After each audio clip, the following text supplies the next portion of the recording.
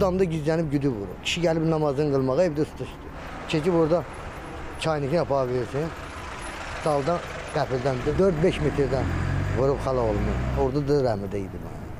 Ağız yarından da idi. Xaçmazda qətl hadisəsi baş verib.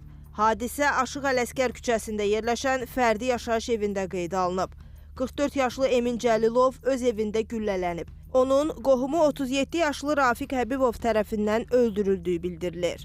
Xəbər gəldi ki, vurublar. Elə bir oğlan idi ki, o ağzındakı çörəyi sənə verərdi, öz ac qalan oğlan idi. Yəni mərd oğlan idi. Kişini arxadan vurmaq olmaz. Kişi sən sözün var, gəl yenə söhbət ölə. Bir 3-4 gün bundan qabağa dedi, sənlə cibinə pul zat da qoymaq ki, get yenə yat, yetim adamsan, kasıb adamsan. Dəmir yığan bildi.